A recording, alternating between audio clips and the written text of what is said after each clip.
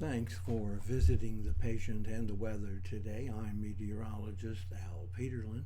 I'd like to talk about the weather health stresses for June 24th, 2026. We keep additional graphics at tpatw.com. We maintain a storefront on Amazon.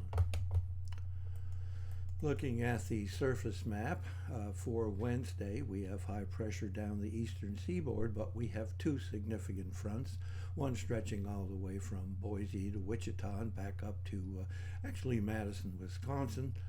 Looks like a little bit of unsettled weather about the lakes. And then we have a more significant front stretching all the way from the Four Corners across Dallas all the way to Atlanta.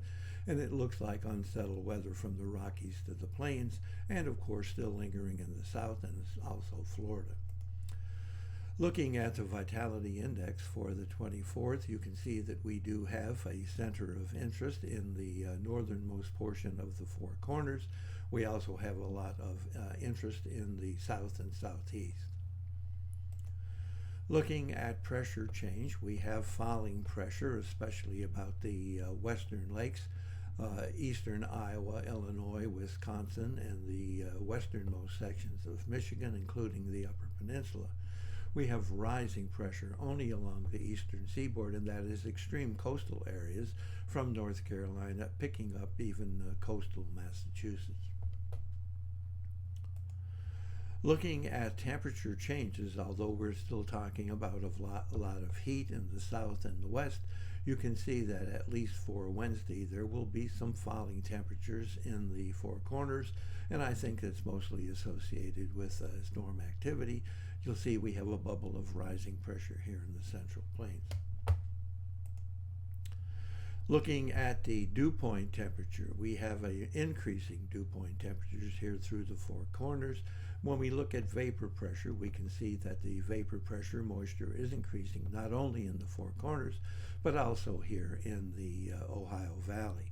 And note that we have sharply falling vapor pressures south of that frontal area and right along the coast. Instability here again, we do have some instability, but a lot of it, especially in the south from Oklahoma into Louisiana, and then down across Florida. Looking at the change in oxygen availability, we do have some migraine stresses on coastal Washington, Oregon, but the most significant migraine stresses here in the Four Corners, especially Utah and portions of Colorado. Also another area of a little bit of migraine stress, northeastern South Dakota, southeastern North Dakota into central Minnesota. Again, migraine stresses across central and southern Louisiana, and migraine stress is kind of interesting right here about Melbourne or the east central sections of Florida, and then picking up coastal areas from Georgia across the Carolinas and then off the coast. Looking at asthma and arthritis stresses up here in Montana, pretty typical, and then in the plains, Oklahoma, Kansas, Nebraska, and then Arkansas and Missouri, and in the Ohio Valley, Illinois, Indiana, western Kentucky, western Tennessee, and northwestern Michigan, and southeastern Wisconsin. Thanks for visiting the patient and the weather.